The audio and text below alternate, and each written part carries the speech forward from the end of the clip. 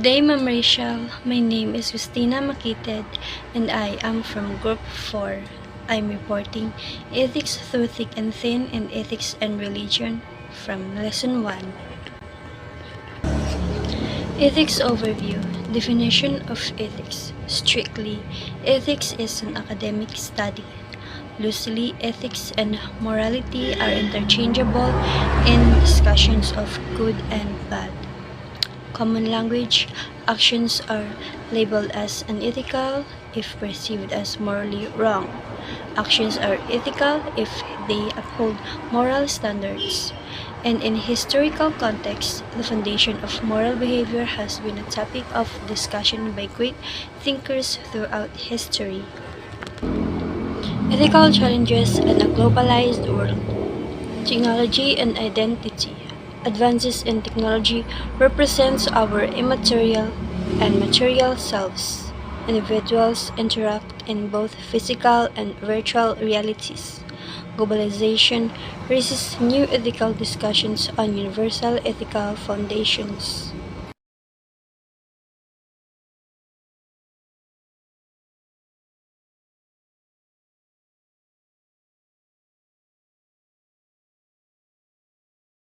Globalization opens local and national perspectives to a global outlook, enable free movement of capital, goods, and services across borders.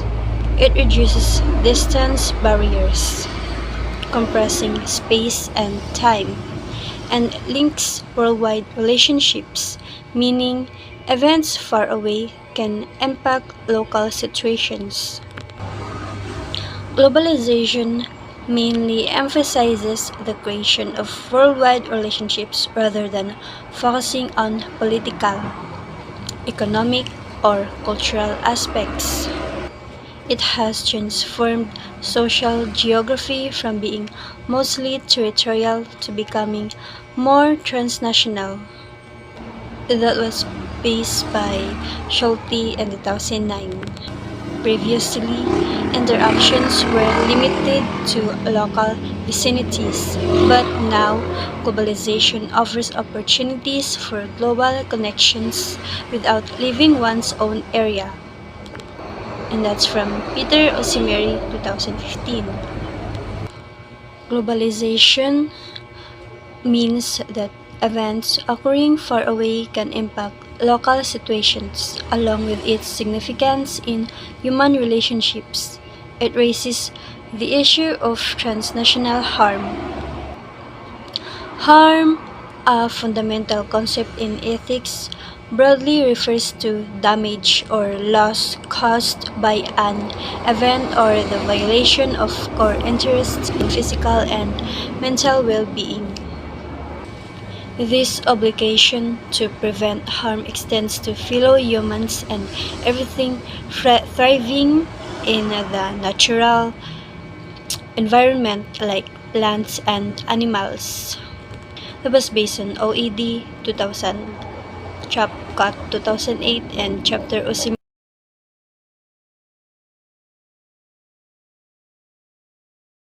So, globalization widens the gap between the rich and poor, concentrating wealth among a few and leaving many in poverty.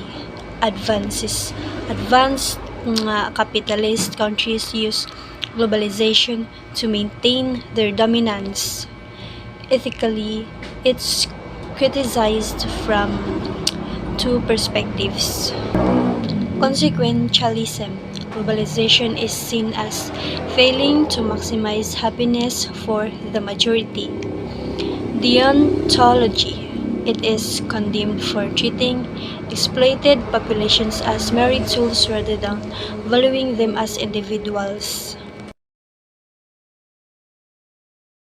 The world faces significant environmental issues with potential global consequences, such as the rapid depletion of the ozone layer, extreme weather changes due to global warming, and a rapid decline in species. While industrial activity is mainly in the West and parts of Asia, climate change affects the entire world.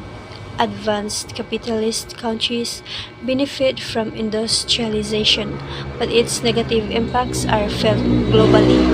Additionally, explosive population growth threatens to exceed Earth's capacity to sustain life. So, third and last. Okay. International financial institutions like the World Bank and the International Monetary Fund lend money to countries for development projects. These institutions were established in 1944 at the Bretton Woods Conference, which resulted in the US dollar becoming the global currency. Questions arise about their accountability and their impact on national sovereignty, as these powerful institutions can impose economic policies globally, diminishing the control of national governments over economic.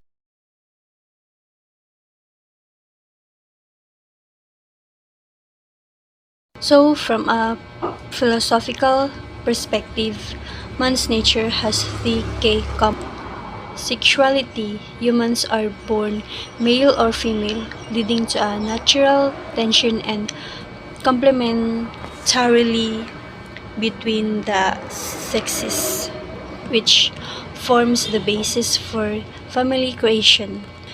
In civil society, families come together to form civil society, which aims to achieve the common good. So, the common good is achieved through harmonious relationships governed by laws, which is paying taxes is essential for the common good as it sustains the economic structures of society. Without taxes, society would collapse, much like a body without blood. From a philosophical perspective, not paying taxes is seen as an abuse of freedom and defies the purpose of society, which is to achieve the common good. Taxes are essential for maintaining the societal structure and ensuring the welfare of all. Therefore, paying taxes is considered both right and just.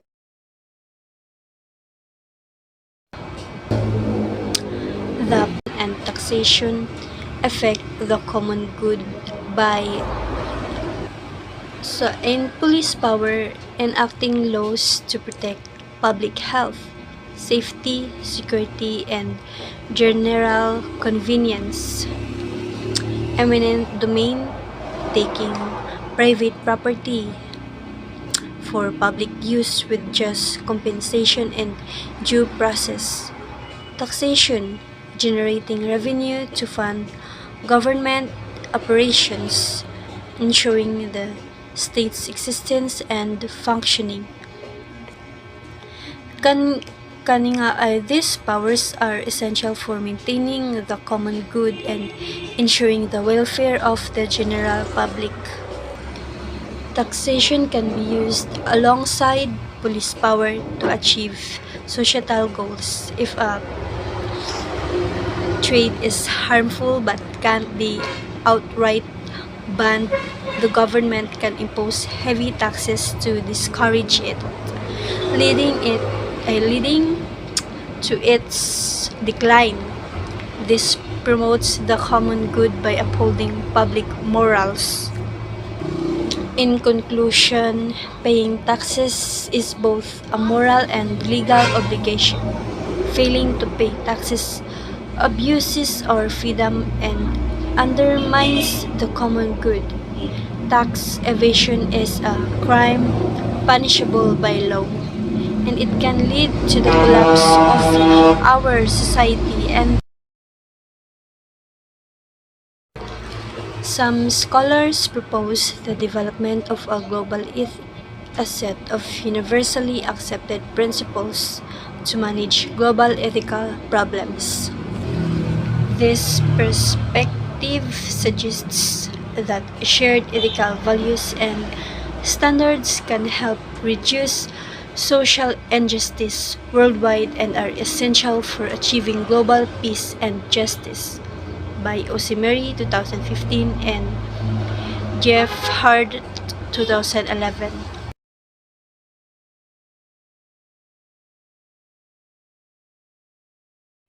Universal values are those shared across different cultures and times, upheld as important. Cowder 2004. According to James Russell's, these values are crucial because some moral rules are necessary for any society's survival. Russell's in 2004. Moral absolutism is the belief that actions are inherently right or wrong, based on absolute standards regardless of context. Moral absolutism is the belief that certain actions are inherently right or wrong, based on unchanging standards. Prominent philosophers like Plato, Aristotle, and Immanuel Kant supported this view. Kant's categorical imperative emphasizes treating humanity always as and acting with unconditional goodwill.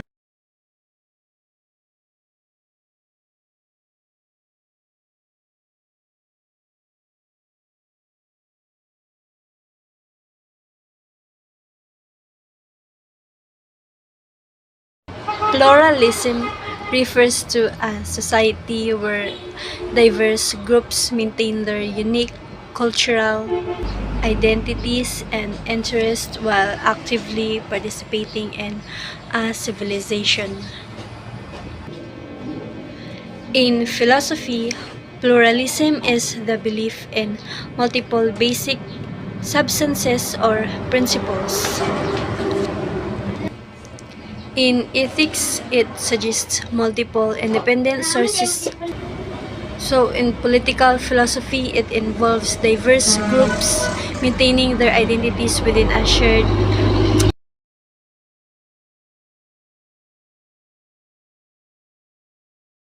Ethical pluralism or moral pluralism is the idea that multiple values can be equally correct, and no single moral system can objectively judge an action as right or wrong.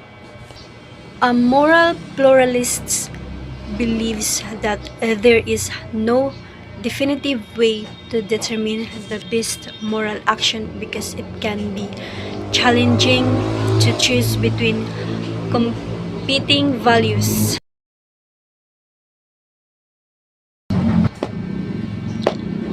Fundamentalism means strictly and literally following religious doctrines.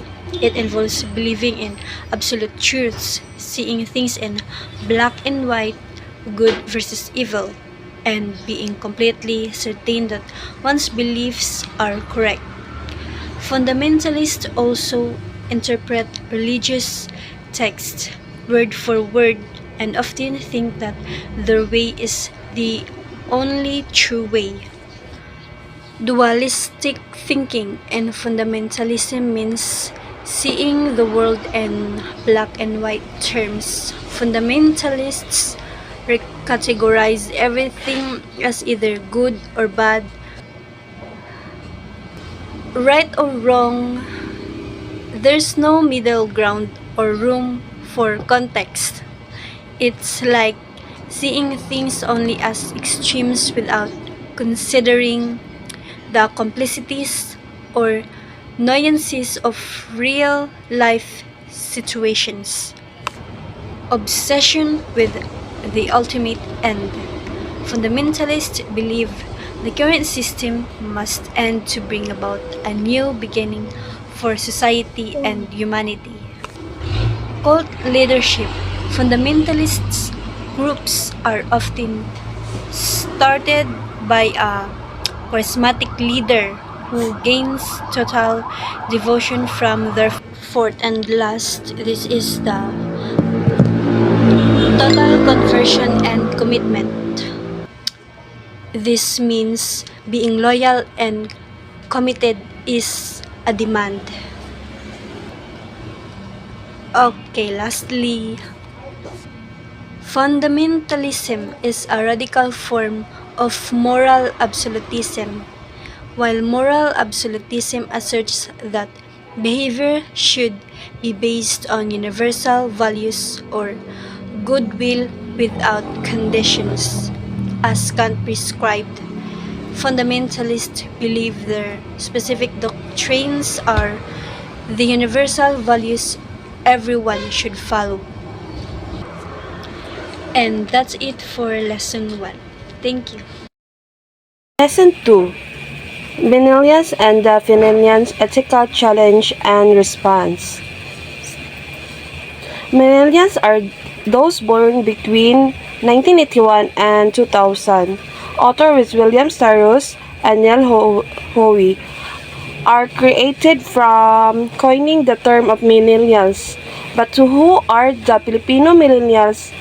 Get know the qualities of the millennials that make them different from their global contemporaries. However, there is one thing not affected by the generation gap that Queen Bee.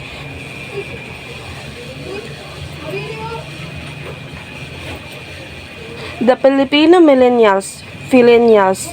In 2000 service census, there are an estimated 25 million Filipino millennials or Filenials age 15-29 in the Philippines.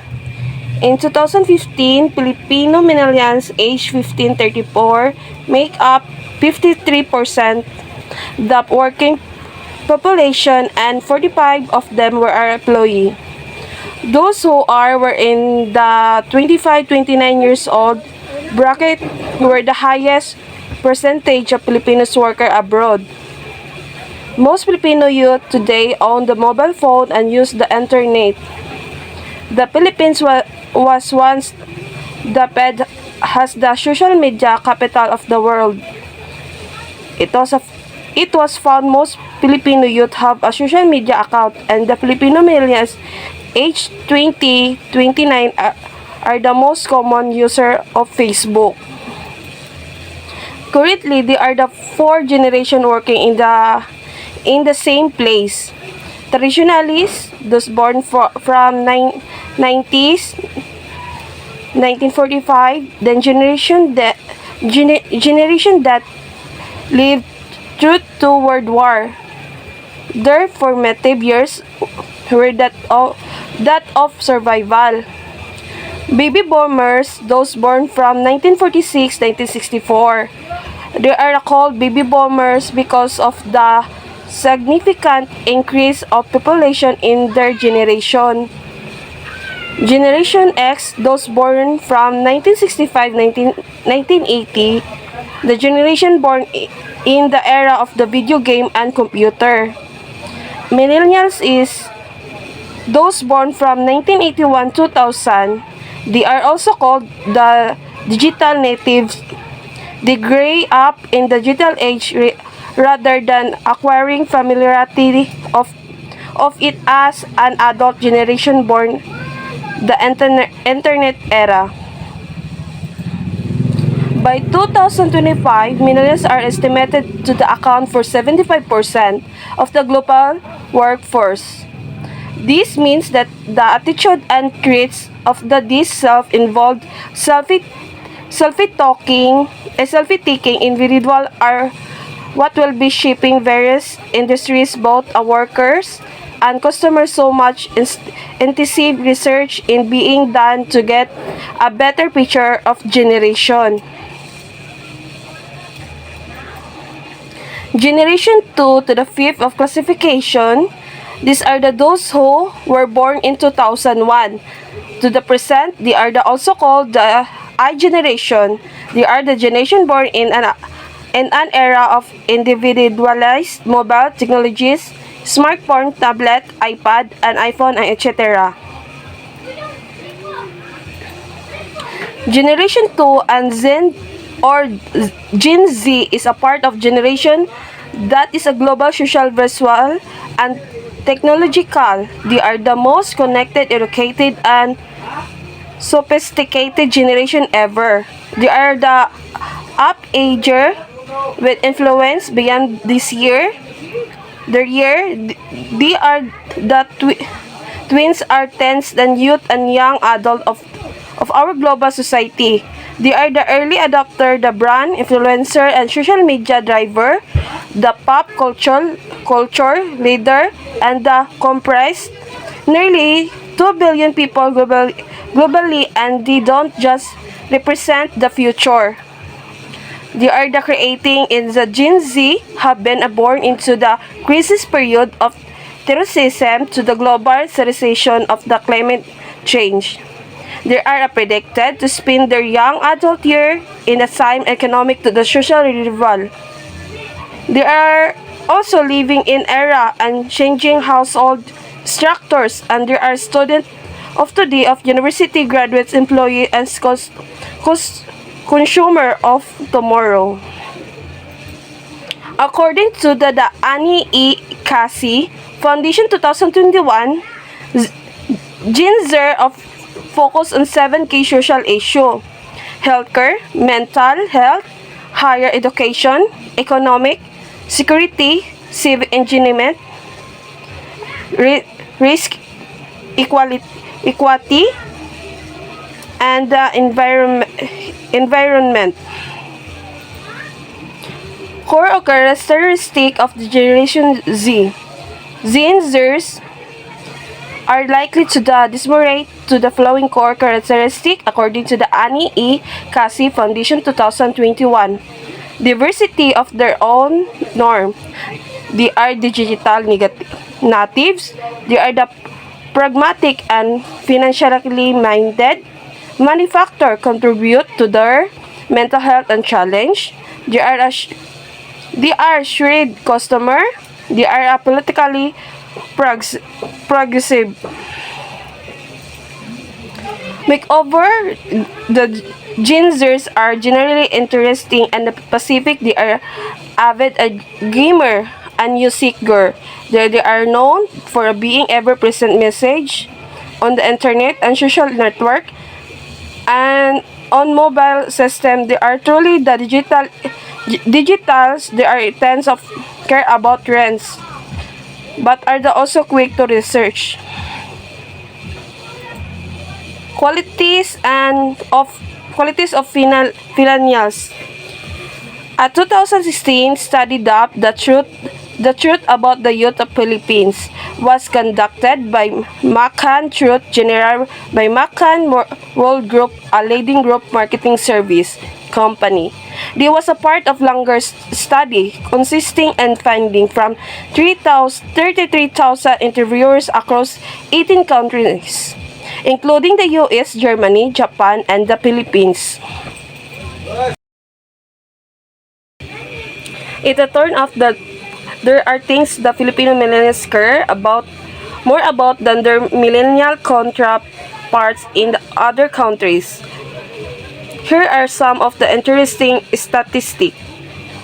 83% of Filipino youth rely heavily on their parents for advice. Adulthood millennials value close family and relationship. However, they are also believe that the age limit from someone to continue living their parents in 30 years old. The global average was surveyed at 32 years old. Filipino millennials are more active in social media and are more easily influenced by peer. 61% feel a pressure to portray themselves in the best way possible in the social media. 96% it is important to a positive contribution to the community. However, despite the fast-moving world of the social media and communication, there are 3 enduring human truths about being young that has true today as they ever were in the previous generation. 1. the nation of needing to find yourself. Being young and still ridden when against there are the stage wherein identity in the being for millennials go through the same journey of trying to the figure things out. Specifically, the figure what kind of person I am. 2. Friends are everything. Finding your group, Barkada, Kaberts, the Barkads, Beshi, to hang out with is the key of establishing the sense of self and happiness. Number 3. Finding your place in the world. This pursuit remain relevant across eras. The millennials still strive to figure out their values, passion of ideal, and as well establishing the sense of personal justice of what is right and wrong. Lesson 3. The difference between ethics and religion. What is religion? Generally, religion is a system of beliefs and practices. Religion and ethics are not synonymous. However, ethics and religion are often understood and treated as the same thing. So, ang religion di ay mao ni ang mga pagtuo sa mga tao, pero gabis din sila sa mga reliyon, mga klase-klase. Sample ako, muna gin gatuo gyud ko anang mga naas mga Bible kay mo man ang tinuan as Kristiyanon. Religion in a globalized world. Globalization made way for the creation for international for a truth values organizations where nations around the world participate, i.e. the United Nations and ASEAN. Through these organizations issues that concern participant nations, peace, security, health issues, poverty, the environment, and etc. are discussed. So, ang kalibutan gidi ay nagkadako ug nagkadako ang koneksyon sa mga tao. Ang religion di ay kay magkahimo siyag pwersa alang sa paghiusa ug pagsabot sa mga tao diri sa kalibutan. Sample, ang pagrespetuhay sa mga laing-laing religion. Importante kaayo aron dili magkagubot ang mga tao. Kung magrespetuhay ang tanan, mas maayo ang atong kalibutan ug ang relasyon sa Ginoo. Religion in a globalized world. Globalization made way for the creation for international for a truth values organizations where nations around the world participate, i.e. the United Nations and ASEAN. Through these organizations issues that concern participant nations, peace, security, health issues, poverty, the environment, and etc. are discussed. So, ang kalibutan gidi ay nagkadako ug nagkadako ang koneksyon sa mga tao. Ang religion di ay kay magkahimo siyag pwersa alang sa paghiusa ug pagsabot sa mga tao diri sa kalibutan. Sample, ang pagrespetuhay sa mga laing-laing religion. Importante kaayo aron dili magkagubot ang mga tao. Kung magrespetuhay ang tanan, mas maayo ang atong kalibutan ug ang relasyon sa Ginoo. Good day, Mom Rachel. Today, I will discuss the lesson 4 topic, ethics and religion. So, first, the definition. I will just directly give example. Imagine a religious group that follows a rule from their scriptures saying, do not steal. So, according to divine command ethics, stealing is wrong, simply because God commands not to do it. Divine command ethics doesn't consider other reasons like harm, cost, or fairness. If God commands it, that alone makes it morally right or wrong. So, next in history. In Plato's Euthyphro, there is a famous question about morality. Is an action good because God commands it? Or does God commands it because it's good? Just for example, if helping others is a command, is it good because God says so, or is it already good? And that's why commands it. And that's why God commands it. In early Christian thinkers like Augustine believed that humans are saved and guided by following God's will, not by their own sense of right and wrong. Augustine believed that acts of charity or forgiveness are morally good because God's commands them, and following God's commands leads to salvation. So here are the modification. In voluntaristic, moral laws are based solely on God's will. This means that right or wrong come from God's commands alone, without involving God's wisdom or reasoning. Next, in infused divine simplicity. Here, God's will, what He commands, and His intellect, His wisdom and understanding are seen as one and the same. This means that God's commands are not random. They came from both His will and His wisdom together. So in modified,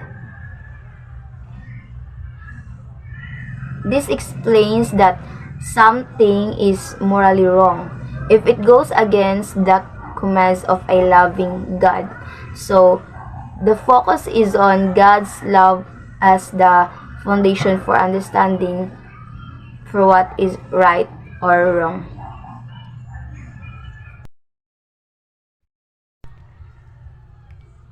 God is completely in control and isn't limited by any rules or laws outside of Himself.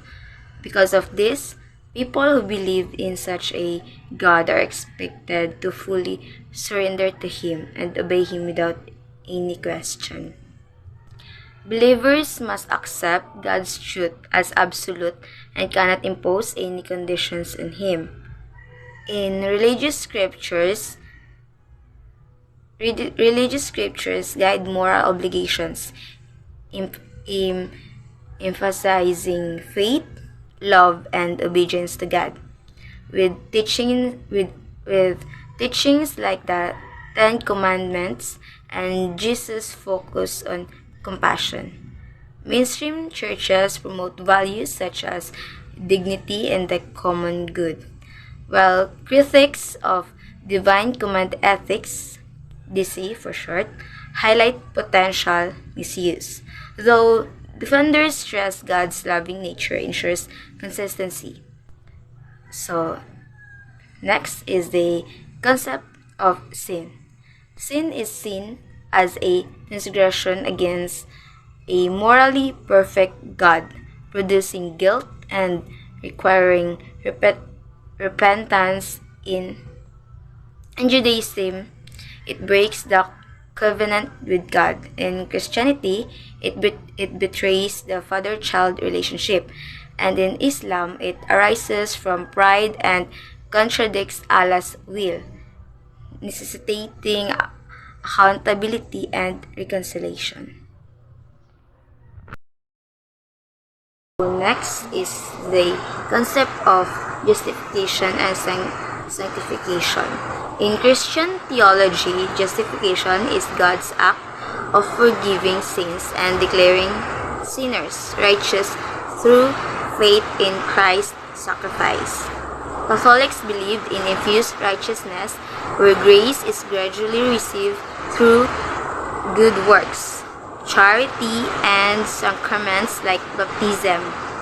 Protestants, however, focus on imputed righteousness, where faith alone justifies sinners based on Christ's atonement without requiring observance of moral law. So, In sanctification is a ongoing process of becoming holy. In Catholic theology, this involves God's grace enabling personal moral growth and intimate union with God and for fostering holiness in society. This process aligns human actions with divine will and natural law, emphasizing the integration of body, soul, and spirit. So, next is a concept of resurrection, heaven, and in hell. So, the concept of eschatology, which in Abrahamic religions, Judaism, Christianity, and Islam, involves the study of ultimate events like resurrection, the afterlife, heaven, hell, and the last judgment. It portrays God as the supreme good, requiring humanity to align with divine grace to avoid corruption, achieve ultimate goodness. And next, in heaven, depicted as eternal bliss and union with God, a reward for those who follow divine will. Catholic theology sees it as the fulfillment of human longings and restoration of original glory. And next, in hell, often depicted as a place of torment and separation from God's love.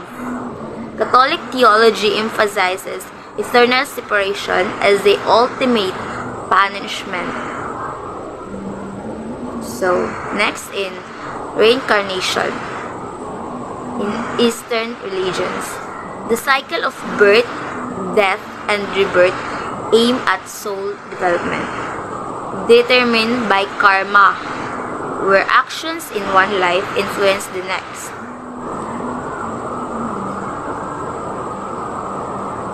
So, in Abrahamic eschatology, with a cyclical view of reincarnation in Eastern traditions, both emphasizing moral and spiritual growth. So, next, the Hinduism. This explains the Hindu concept of rebirth and the ultimate goal of liberation, moksha. So, first, rebirth through desire. People are reborn due to their desire for bodily pleasures which cannot bring lasting happiness. Over time, dissatisfaction with worldly pleasures leads to a search for spiritual fulfillment.